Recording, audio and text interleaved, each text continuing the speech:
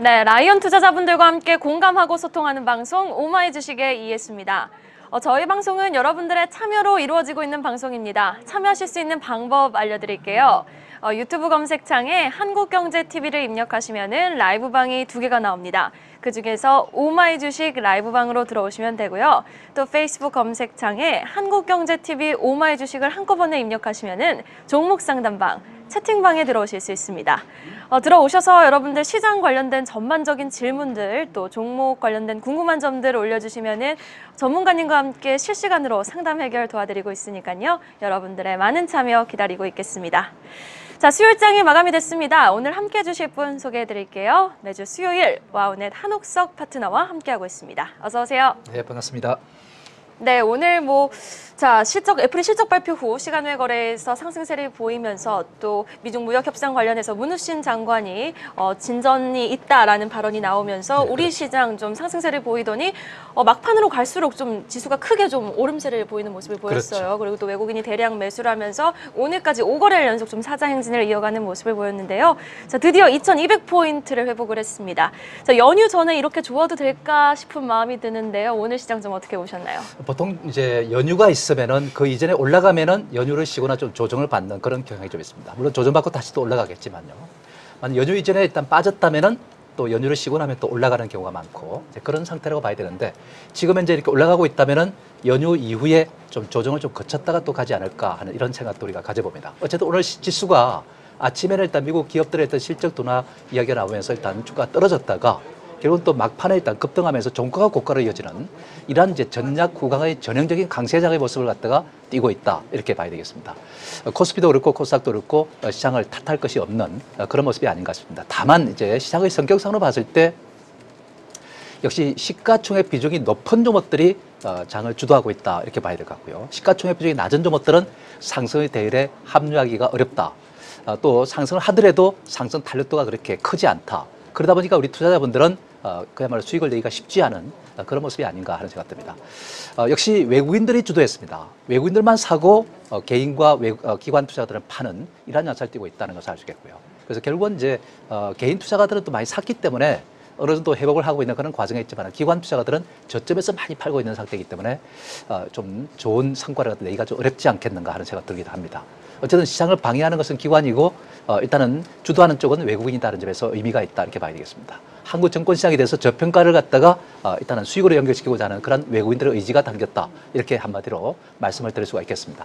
오늘 이제 강세를 갖다가 주도했던 걸 보면은 삼성전자, SK하이닉스 같은 현재 IT 주 중에서도 반도체주가 주도하는 모습이었고요. 그 다음에 이제 셀트리온 그룹주가 모처럼 말해 또 반등세가 또 일어났습니다.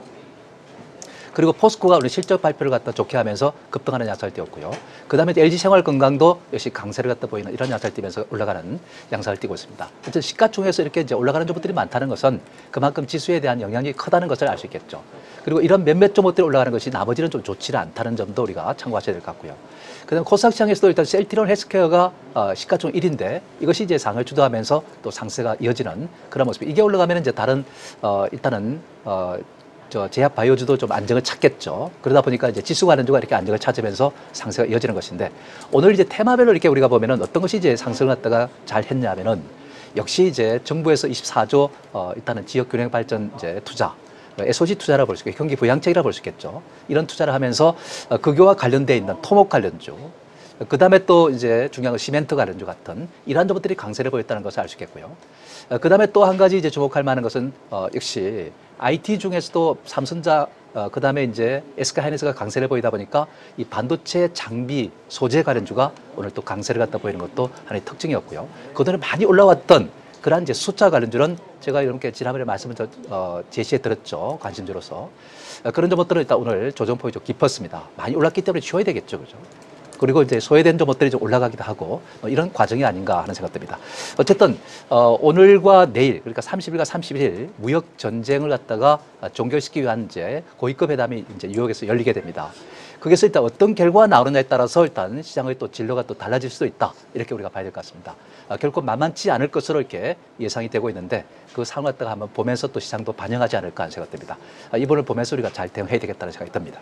네, 알겠습니다. 자, 정부가 예타 면제 사업 승인을 앞두고 관련주가 좀 상승세를 보였고 또 남북 경협주가 강세를 보였던 하루였다라고 1월 30일 시장 간략하게 정리해봤습니다. 자, 오마이 주식 수요일 공감 토크로 한번 출발해 보도록 하겠습니다. 토크 주제 화면으로 만나보시죠. 정부 지역균형 발전 24조 원 투자 관련 수혜주는 이라는 주제로 얘기 나눠보겠습니다. 자, 정부가 어제 국가 균형 발전을 위해서 총 사업비 24조 원을 풀어서 23개 사업에 대한 예비 타당성 조사를 면제하겠다고 발표를 했습니다. 자, 이에 오늘 우리 시장에서는 관련주들이 들썩이는 모습을 보였는데요. 자, 일단 오늘은 예타 면제 수혜주로 이렇게 크게 수혜 업종 전반이 오름세를 보였는데요. 자, 우리는 좀 장기적으로 봐야 되겠죠. 자, 앞으로 좀 길게 봤을 때 어떤 업종이 좀 유망한지 좀 설명 들어보고 싶습니다. 네, 일단 이제 정부는 이제 지역 균형 발전을 위해서 일단 24조 원 규모를 투자한다. 이 투자 규모는 이명박 정부 때 일단 4대강 이제 투자와 일단 이상으로 일단 많은 금액을 갖다 투입하는 것이다. 이렇게 이제 봐야 되겠습니다. 근데 이제 지역 균형 발전이라는 이런 의미를 담고 있지만은 실질적으로 보면은 사실상 그렇습니다. 이 SOC 투자는 그만큼 일단 이제 고용 인력을 늘리게 되는 것이고요. 그다음에 경기 부양제 효과를 갖다가 또 바라볼 수 있는 것이다. 성장성이 자꾸 떨어지다 보니까 이러한 성장을 갖다 부양하기 위해서 정부가 부양책을 쓴 것이나 다름이 없다 이렇게 봐야 되겠습니다. 근데 사실 이제 경기가 침체했을 때 이러한 부양책 이것은 이제 어떤 이제 의미를 담고 있냐면은 케인지안 정책을 따르고 있다 이렇게 우리가 봐야 되겠습니다. 케인즈는 역시 정부가 작은 정부를 지향하는 큰 정부를 지향하는 것이죠. 정부가 일단 경제 일일이 관습을 하는 것이다 이렇게 봐야 되겠습니다. 이번에 이제 정부가 사실상 그렇습니다. 세수가 많이 들어오다 보니까 재정이 이제 상당히 튼튼해져 있고 그러다 보니까 이 재정을 갖다 가지고서 일단 집행을 하는 것이죠. 그다음에 그 재정 지출을 늘리게 되면은 유효 수요가 창출이 돼 가지고 그만큼 일단시 경기 부양책의 효과가 나타나면서 GDP가 일단시 좋아진다는 것이 개인적인 일단 이론이다 이렇게 우리가 보시면 되겠습니다. 근데 그 일환으로서 일단 지금 정책이 일단 펴지는 것 같은데 사실 이것은 이제 과거에 이제 1940년대 공항을 탈피하면서 뉴딜 정책이 있었고요. 그래서 이명박 정부 때도 바로 4대강 이제 정책을 썼습니다. 근데 그 효과가 과연 있었는지는 아직까지 의문스러운 점도 있다는 말씀 드리겠습니다. 더군다나 지금 예타라는 것은 예비적 타당성 조사를 갖다 하는 것인데 이걸 안 한다는 얘기죠. 면제를 한다는 것이죠. 그러다 보니까 일단 이것이 나중에 부실화된다면은 또 잘못된 말을 할 수도 있지 않을까 하는 그런 이제 부담도 있긴 하지만은 소중한 일단 세금이 일단은 잘못 쓰여질 수도 있다 이렇게도 볼 수 있는 것이죠. 이걸 또 관리를 잘 해야 되지 않을까 하는 생각이 들기도 합니다.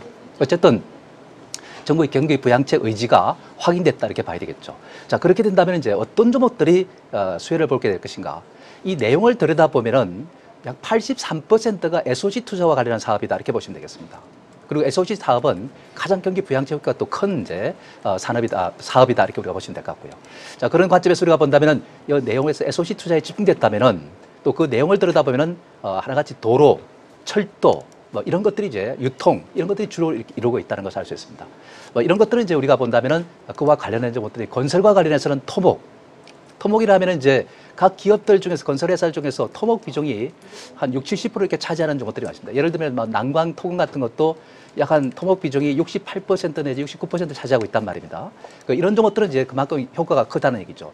종합건설회사 같은 경우에는 그야말로 방대하기 때문에 모든 걸 다루고 있기 때문에 그게 토목 분야가 좀 좋아진다고 해서 전체 실적을 가져올 수는 없습니다. 다만 중소형사들은 토목 부분이 이제 68%, 70% 이렇게 차지하고 있기 때문에 이 부분이 만약에 SOC 투자 사업을 했던 수혜를 받게 된다면은 실질적으로 경기 부양 효과가 그만큼 커지면서 실적이 좋게 나올 수가 있는 것이죠. 그런 관점에서 본다면은 이러한 토목 관련주가 역시 유리할 수밖에 없다 이렇게 우리가 볼 수 있겠고요. 그다음에 또 일단 우리가 또 주목해 볼 만한 것은 역시 이 토목 부분뿐만 아니라 시멘트도 당연히 따르겠죠. 뭘 하더라도 철도 사업을 하더라도 그렇고 도로 사업을 하더라도 시멘트 수요는 늘어날 수밖에 없는 것이기 때문에 당연히 건설업계와 관련해서 시멘트는 필수로 따르는 건자재다 이렇게 우리가 보시면 되겠습니다. 그다음에 이제 철강도 마찬가지겠죠. 각종 SOC 사업을 하게 되면 철근 수요가 늘어나게 되고 또 철도 같은 경우는 이제 여러 가지 HBM이라든지 이런 것들이 많이 수요가 늘어나게 되는 것이고 특수 이런 이제 관점에서 우리가 본다면은 이와 관련한 종목들이 수혜를 받는 것은 당연하다 이렇게 우리가 볼 수가 있겠죠, 그죠? 자, 어쨌든 우선은 그렇습니다. 이런 어떤 내용 속에서 단기적 상승 효과는 있습니다. 그래서 오늘 시장에서도 보면은 이와 관련한 종목들이 올라 있는 것이 사실입니다. 그래서 올랐다가 다시 한번 조정을 받을 겁니다. 과거에도 보면은 이제 이명박 정부 때 이런 이제 대규모 일단 토목 사업을 갖다가 벌여가지고 일단 주가가 반짝하는 효과가 있었습니다. 그러다가 다시 또 눌렀어요.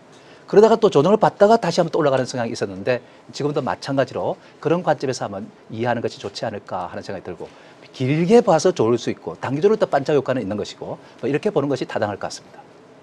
네, 알겠습니다. 자, 그러면은 관련주, 뭐 유망주로는 부산 산업 또 남광토건 쌍용양회 꼽아주시는 건가요? 부산 산업 같은 경우는 이제 부산하고 경남 지역에 바탕을 두고 있는 그러한 이제 종목이다. 철도와 관련한 종목이다. 이렇게 보시면 되겠죠.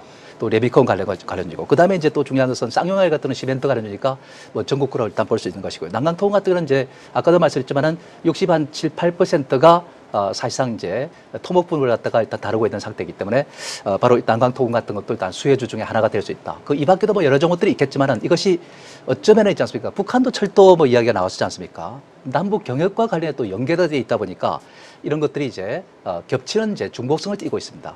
그런 관점에서 아마 이런 종목들에 이제 관심을 둘 필요가 있지 않을까 하는 생각이 듭니다. 그래서 SOG 투자 사업과 관련한 이런 토목과 관련한 종목들, 철도와 관련한 종목들, 그다음에 시멘트 관련주 이런 쪽에 한번 관심을 두는 것도 좋을 것 같다는 생각이 듭니다. 네, 알겠습니다. 철도 관련주 그리고 토목 관련, 시멘트 관련주 관심을 가져보자. 그리고 유망주로는 쌍용양회, 남광토건, 부산산업 꼽아주셨습니다. 자, 이번에는 중국 증시 마감 상황 알아보고 오겠습니다. 오늘은 장중 상승과 하락을 반복하기도 했는데요. 마감 상황은 어떤지 자, 오늘은 교보증권 GBK부 강청환 연구원 연결 통해서 알아보도록 하겠습니다. 안녕하세요.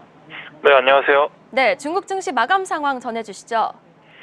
네, 오늘 상해 종합지수는 0.47% 하락한 2,581.87포인트를 기록 중이고요. 심천 성분지수는 0.85% 하락한 7,487.52포인트로 시장을 마감하였습니다. 금일 중국 증시는 미중 무역 협상 경계심 속에 약세를 나타냈습니다. 내일부터 이틀 동안 유효 부총리가 이끄는 중국 측 무역 협상단과 미 재무장관, 무역제조정책국장, 미국 무역대표부는 고위급 미중 무역 협상을 이틀 동안 시작합니다. 최근에 무역 협상을 앞두고 중국 통신업체 화웨이 부회장을 금융사기 등의 혐의로 기소하면서 무역 협상 불확실성이 커졌는데 중국 증시는 이로 인해 연일 하방 압력을 받았습니다. 하지만 미 재무장관은 무역 협상과 별개라고 답변을 내놓은 상태며 앞으로 무역 협상 향방에 시장의 관심이 집중되고 있습니다. 한편 인민은행은 오늘 500억 이안의 유동성을 공급했으며 이로 인해 이안화는 전일보다 0.23% 강세를 나타냈습니다. 이로 인해 지난해 7월 이후 이안화는 6개월 만에 최강세를 경신했습니다. 그럼 오늘 시장을 업종별로 살펴보겠습니다. 오늘은 항공우주, 부동산, 반도체 업종이 상세를 나타냈으며 나머지 업종은 대부분 약세를 나타냈습니다. 특히 자동차 업종은 국가발전개혁위원회 및 다수 기관의 자동차 소비 정책이 발표되면서 자동차 판매량 증가 기대감이 오늘 시장에 반영되었습니다. 관련주로는 장한자동차 및 장성자동차가 장중 강한 상세를 나타냈습니다. 마지막으로 태평양증권은 향후 1, 2년 사이 중국의 산업 인터넷 산업이 폭발적인 성장을 이룰 것이란 전망을 제기하였습니다. 작년 한 해 업계 성장을 지원하기 위한 많은 정책들이 쏟아져 나왔고 이에 따라 2020년까지 매년 18% 이상의 성장세를 이어갈 것으로 전망하였습니다. 이와 대 관련주로는 금자하이테크를 추천하였습니다. 이상입니다. 네, 지금까지 교보증권 GBK부 강청환 연구원이었습니다. 오늘 말씀 고맙습니다. 네, 감사합니다. 네, 계속해서 종목 상담으로 오마이 주식 이어가 보도록 하겠습니다. 오늘도 외국인이 대형주 위주로 좀 물량을 담아가는 모습을 보였는데요. 자, 오늘은 또 종목별로 어떤 대응 전략을 갖고 가봐야 할지 종목 상담 짧고 굵게 이어가 보도록 하겠습니다. 자, 첫 번째 종목은 유튜브에서 체크해 보도록 할게요. 자, 오늘의 첫 종목은 LNF로 한번 시작해 보도록 하겠습니다. 매수가는 34,450원에 비중은 10%라고 하시네요. 자, 전기차 관련주들은 시장 성장 전망이 좋습니다. 밝은데요. LNF 같은 경우에는 올해 실적 눈높이를 좀 낮춰야 한다. 시장 컨센 지난 4분기 실적을 보면은 시장 컨센을 좀 밑돌 것이다라는 증권사의 좀 부정적인 리포트가 나오면서 왜냐하면은 이미 충분히 많이 올랐기 때문에 그러한 부분을 유의해서 좀 투자를 해야 한다라는 증권사의 리포트가 나오면서 지금은 좀 고점 대비해서 많이 저점에 와 있는 상태입니다. 이러한 시점에서 지금 LNF 비중 10% 갖고 계신다는데 어떤 전략을 좀 짜보면 좋을까요? 네, 증권사 보고서들이 요즘 불만이 많은 게 뭐냐면은 주가가 삼성전기라든지 이런 것도 마찬가지겠죠. 주가 바닥에서 일단 계속해서 또 주가 많이 빠졌는데 이미 실적을 반영했는데도 불구하고 부정적인 보고서를 계속 내고 있다는 사실이죠. 그리고 앞으로 이제 전망에 대해서 일단 예측하기는 어렵겠지만은 그런 부분을 좀 감안해서 일단 보고서를 내는 게 좋지 않을까 하는 생각됩니다. 뭐 매도 보고서를 안 낸다 그러니까 계속 매도 보고서를 내고 하고 이런 이제 양상을 띠고 있는 모습인데 LLF 같은 경우도 보면은 주가가 이미 많이 떨어졌습니다.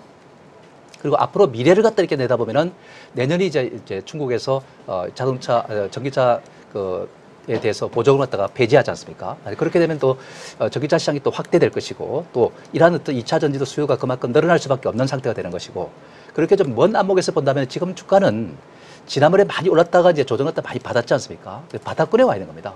그런 상태에서 일단 부정적인 보고서가 나온다는 것은 이것은 좀 잘못된 것이 아닌가 하는 생각 들고요. 다만 지금은 이제 매기가 다른 쪽으로 일단 옮겨져 있는 상태에 있고 이런 것들은 아무래도 좀 인기가 좀 둔화되어 있는 것이 사실이다 이렇게 봐야 되겠습니다. 충분한 조정을 거쳐가지고 올라가야 되는 것이다. 주가는 바닥권에 있지만은 올라가는 데는 그만큼 또 힘겨운 그런 과정이 또 필요하지 않느냐 하는 이런 말씀을 드려주겠습니다. 그래서 앞으로 일단 주가 바닥을 또 확인하는 절차가 이제 쭉 전개되지 않을까 하는 생각이 들고요. 그걸 끝내고 나서 그 다음에 이제 올라가겠죠. 그런 입장에서 본다면은 지금 현재 매수를 한 것은 바닥권에서 지금 현재 매수를 해놓고 있는 거기 때문에 큰 뭐 부담은 없다 이렇게 봅니다. 다만 이것이 이제 샀다고 해서 이제 큰 상승이 이어질 수 있나. 한번 시세를 갖다 만들어버리면은 상당기가 또 수여되는 것이기 때문에 기술적 반등 이외에는 그만큼 크게 탄력을 받기가 쉽지 않다 이렇게 봐야 되겠습니다. 그죠? 더군다나 실적도 좀 의문스럽고 하다 보면은 큰 탄력을 받기는 쉽지 않을 것이고 만약에 일단 지금 현재 매도를 한다면은 일단 36,500원 그 위로 들어오면 한번 끊어줬다가 차익을 챙겼다가 그 다음에 다시 눌렀을 때 재매수를 갖다 한번 고려하는 것이 어떨까 하는 생각 듭니다. 네, 알겠습니다. LNF에 대한 전략 챙겨봤고요. 자, 다음 종목은 반도체 장비주 한번 살펴봐야 되겠습니다. 오늘 좀 반도체 장비 관련주들이 좀 일제히 좀 탄력적인 흐름을 보였는데요. 유닛 테스트 관련해서 질문 주셨어요. 자, 매수가가 살펴보니까 매수가는 올려주시지 않으셨네요. 리아빨님이 올려주신 종목이고요.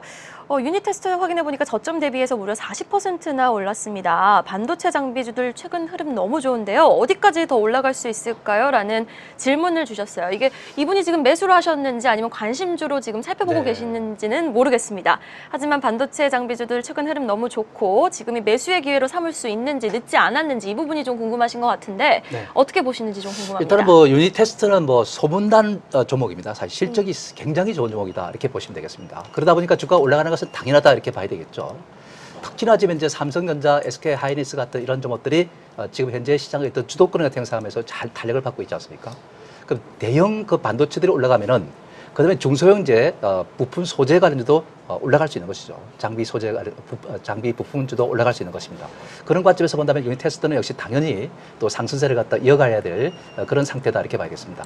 작년에 일단 이제 실적을 갖다 본다면은 그 전해가 17년이 한 300억 대 정도 일단 영업이익이 나오는데 작년에 800억대 이상의 어떤 영업이익을 기록했다면은 이건 진짜 그야말로 대단한 종목이 아닐 수 없다 이렇게 우리가 봐야 될 것이고요.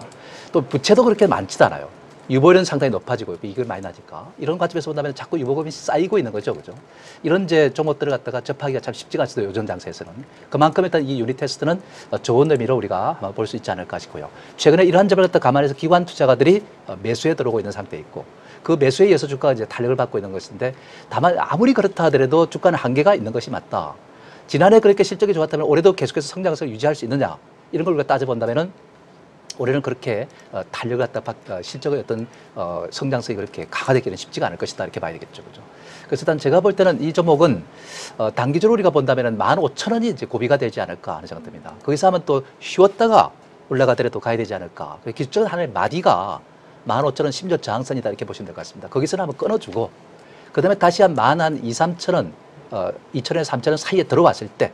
그때 다시 이제 재매수를 해가지고 다시 또 한번 수익을 또 추구하는 것이 좋지 않을까 하는 생각도. 기본적인 가치상으로 이렇게 따져보니까 역시 19,000원, 2만 원 정도의 가치는 충분히 갖고 있는 것 같습니다.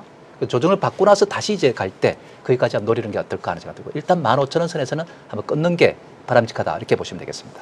네, 알겠습니다. 유닛 테스트 일단 15,000원 선을 1차 목표가로 좀 제시해 주셨습니다. 자, 다음 종목은 현대차 한번 확인해 보도록 하겠습니다. 현대차는 매수가를 올려주셨어요. 11만 7,500원에 매수를 하셨다고 하고요. 비중이 무려 100%나 되신다고 합니다. 목표가, 풀로 지르셨습니다. 목표가 얼마 예상하시나요? 라고 매도 시점을 좀 물어보셨는데요. 자, 현대차는 뭐 수소차 모멘텀으로 완성차 뭐 실적 어닝 쇼크다 뭐 이런 부정적인 이슈에도 불구하고 최근 주가 흐름 너무 좋았습니다. 기아차, 쌍용차, 현대차들 완성차 업체들 최근 흐름 나쁘지 않았는데요. 자, 현대차 매수 주가가 11만 7,500원이시라면 지금 구간이 이익을 보고 계시는 구간이거든요. 어떻게 좀 도움드릴 수 있을까요? 일단은 뭐 이 종목이 뭐 외국이나 기관들이 그렇게 적극적으로 사서 올라가는 건 아니다 이렇게 봐야 되겠습니다. 그래서 가치상으로 일단 저평가됐기 때문에 올라가는 그런 과정에 있다 이렇게 우리가 볼 수 있겠고요. 그동안에 이제 미국에서 일단 점유율이 떨어지고 하는 이런 과정 갖다가 뭐 러시아라든지 또 유럽에서 일단 또 늘리고 그런 과정에서 또 수소차에 대한 이야기도 나오고 이런 이제 상황이 이제 맞물려서 지금 올라가는 그런 과정에 있다 이렇게 봐야 되겠습니다. 사실은 이제 뚜렷한 모멘텀이 있는 것은 아닌데도 이렇게 가치 이하로 떨어지는 종목들이 다 올라가는 그런 상태이거든요. 지금 이제 삼성대라든지 SK하이닉스도 역시 마찬가지로 그렇고요.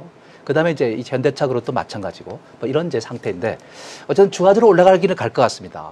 올라가는데 지수의 한계점을 갖다 우리가 고려한다면은 이게 지금 이제 15만 원까지도 우리가 볼 수 있지만은 제가 볼 때는 거기까지를 우리가 보기보다는 14만 원 위로 들어오면은 일단 그때는 한번 끊는 게 제가 볼 때는 맞지 않느냐 하는 생각 들고요.